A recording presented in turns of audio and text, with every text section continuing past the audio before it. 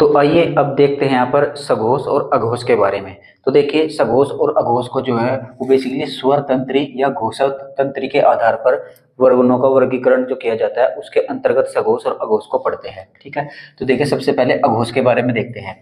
जिन वर्णों का उच्चारण करते समय हमारी स्वर तंत्रियों में कंपन उत्पन्न नहीं होती उनको यहाँ पर अघोष वर्ण कहा जाता है।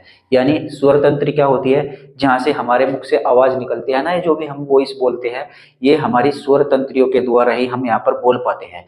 तो ये जो स्वर तंत्री होती है, जब हम कोई भी कुछ वर्णों का उच्चारण करते हैं तो उसमें यहाँ पर इनमें कंपन उत्पन्न होती है जो हमारी स्वर तंत्री होती है, और कुछ वर्ण ऐसे होते हैं जिनको बोलते समय उनमें कंपन उत्पन्न नहीं होती। तो इसी आधार पर यहाँ पर हमने ये मतलब विद्वानों ने इसका यहाँ पर वर्गीकरण किया है कि जिसको हम सघोष और अघोष के अंतर्गत पढ़ते हैं। ठीक है, तो देखिए यहाँ पर अघोष के बारे में यहाँ पर बताया, जिन वर्णों का उच्चारण करते समय स्वर तंत्रियों में कंपन उत्पन्न नहीं होती उनको यहाँ पर अघोष वर्ण कहते हैं। अब ये कौन कौन से होते हैं, तो देखिए प्रत्येक वर्ग का पहला और दूसरा वर्ण। तो प्रत्येक वर्ग का पहला और दूसरा वर्ण जानने के लिए आपको उधर टेबल में आना होगा। प्रत्येक वर्ग, वर्ग कौन से होते हैं आपके, ये वाले आपके वर्ग होते हैं। ठीक है, तो प्रत्येक वर्ग का पहला और दूसरा, पहला और दूसरा वर्ण जो होता है वो आपका अघोष होता है। जैसे कि ये पहला वर्ग होगा प्रत्येक वर्ग का, एक कै होगा, च ट त प। जब हम इनको उच्चारित करते हैं, इनको बोलते हैं, तो हमारी स्वर तंत्रियों में कंपन उत्पन्न नहीं होती। बेसिकली हम इनको बोलेंगे कै ख। लेकिन जब हम इन दो से आगे बढ़ जाते हैं, तीसरा चौथा पांचवा बोलेंगे, तो देखिए ग, ऐसी कुछ मोटी सी आवाज होगी, यानी कि कुछ कंपन के द्वारा बोलेंगे, आपकी आवाज थोड़ी सी वाइब्रेशन मोड में यहाँ पर निकलती है। ठीक है, तो पहले के दो है जो क ख च छ ट ठ त थ प फ, ये आपके अघोष है, और जो बाकी के पीछे के हो जाएंगे ये आपके सघोष हो जाएंगे। इनके बारे में आपके आगे अभी बात करूंगा। तो पहले यहाँ पर अघोष के बारे में देखते हैं। प्रत्येक वर्ग का पहला और दूसरा वर्ण अघोष होता है, और इसी के साथ यहाँ पर स जो होते हैं हमारे तीन स होते हैं, एक ये बड़ा स, एक ये छोटा स और एक षटकोण वाला स।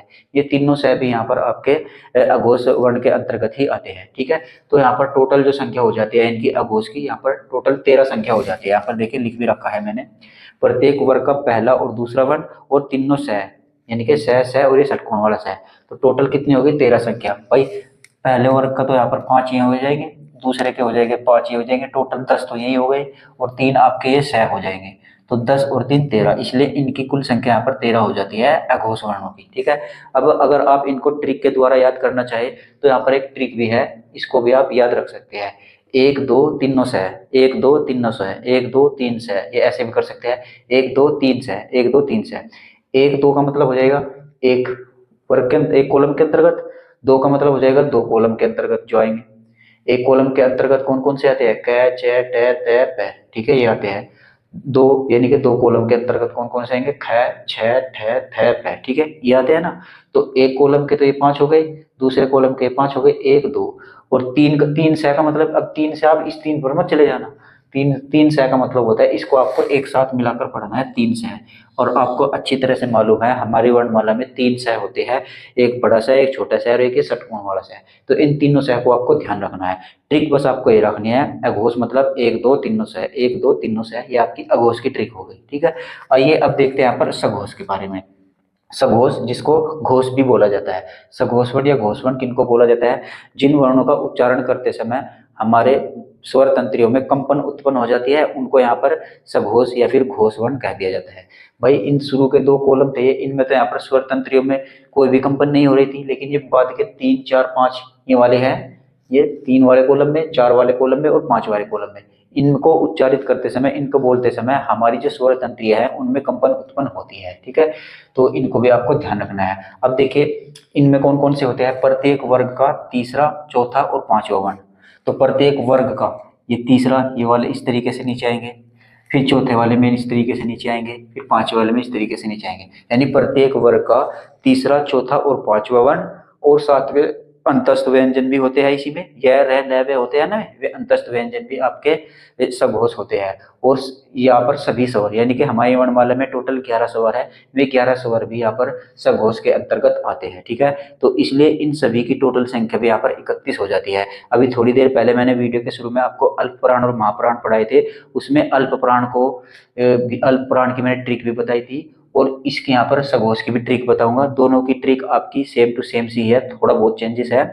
और दोनों में यहाँ पर 31 वर्ण है, यानी कि अल्पपुराण में भी यहाँ पर 31 वर्ण है और यहाँ पर सघोष में भी आपके 31 वर्ण है। अब कौन कौन से हैं यहाँ पर, ये आपको मैं चलिए बता देता हूँ। प्रत्येक वर्ग का तीसरा, चौथा, पांचवा। भाई तीसरे में यहाँ पर देखिए ये 5 हो जाएंगे, एक ही होगा, एक ये, एक ये, एक ये, एक ये, ठीक है, यानी कि 5 हो जाएंगे। तो तीसरे के तो यहाँ पर ये 5 तो ये हो गए। फिर चौथे में भी ये 5 हो जाएंगे, चौथे में भी इस 5 को लिख लेंगे। फिर पांचवें में भी ये 5 हो जाएंगे, ठीक है। तो प्रत्येक वर्ग का तीसरा, चौथा और पांचवा, इनमें यहाँ पर 5-5 वर्ण है। और यहाँ पर सभी स्वर, वर्णमाला में सभी स्वर टोटल कितने हैं, 11 है, लिख लीजिए सभी स्वर। और साथ में अंतस्थ व्यंजन कितने हैं आपके, 4 है। अंतस्थ व्यंजन कितने हैं, 4 मैंने अभी आपको बताए थे, य, र, ल, व, ये आपके अंतस्थ व्यंजन होते हैं, ठीक है। तो अब इनको देख लीजिए यहाँ पर टोटल गिनकर कि इनकी संख्या यहाँ पर 11 होती है या नहीं। तो देखिए 5 और 5 10 और 5 15, 15 और 11 26, 26 और 4 30, यहाँ पर ये टोटल 30 ही हुए हैं। लेकिन एक यहाँ पर रह गया, क्या रह गया, आप थोड़ा सा गौर किया होगा तो देखिए यहाँ पर उसमें व्यंजन इसमें लिखे गए हैं अघोष में। तो अघोष में उसमें व्यंजन ही तो लिखे गए हैं स, लेकिन उसमें व्यंजन में एक यहाँ पर है भी होना चाहिए था, ठीक है। लेकिन उसमें व्यंजन है होता है ना, लेकिन है यहाँ पर नहीं जाएगा, ठीक है। क्योंकि है जो उच्चारित होता है वो कंपन के द्वारा उच्चारित होता है, यानी है को उच्चारित करते समय, है को बोलते समय स्वर तंत्रियों में कंपन उत्पन्न होती है। इसलिए है बेसिकली होता है उसमें व्यंजन, लेकिन है को यहाँ पर हम अघोष के अंतर्गत नहीं रखेंगे बल्कि सघोष के अंतर्गत रखेंगे। तो एक है भी लिख लीजिए यहाँ पर लिख लीजिए कहीं पर है, ये भी यहाँ पर हो जाता है आपका सघोष के अंतर्गत, ठीक है। तो कितने हो जाएंगे यहाँ पर, तीसरा, चौथा, पांचवा, इनमें तो हो गए टोटल 15, 15 और 11 यहाँ पर 26 हो जाएंगे, 26 और 4 यहाँ पर 30 हो जाएंगे, 4 अंतस्थ व्यंजन और एक ये है हो जाएगा। ये है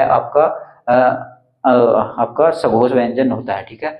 तो है आपका सघोष व्यंजन होता है, इसलिए इनको टोटल मिलाकर इनकी संख्या कितनी हो जाती है, 31 हो जाती है। आप कहीं में लिख लीजिएगा, टोटल संख्या इनकी कितनी हो जाएगी, 31 हो जाएगी, ठीक है। अब देखिए इनको याद करने की ट्रिक यहाँ पर देख लीजिए, थोड़ा सा आप इस ट्रिक को गुनगुनाएंगे, गाएंगे चलते फिरते ऐसे, तो आपके याद हो जाएगी। देखिए 3 4 5 ये लवर है पूरे सभी सवर। अब 3 4 5 का मतलब आप पहुंच जाइए वहां। 3 4 5 के कॉलम में कितने हैं, यहाँ पर 3 कॉलम में भी 5 है, 4 कॉलम में 5 है और 5वें कॉलम में भी 5 है। तो 3 4 5 ये लवर समझ रहे हो ना क्या है, ये लवर ऐसे ही लिख रखा है भाई, ऐसी ही भाषा समझ में आएगी। क्योंकि आजकल रील्स का जमाना है, हर वक्त लोग फिल्मों में रील में घुसे रहते हैं, तो ये जल्दी आप कैच कर लोगे, ठीक है, ऐसा मैं समझता हूँ।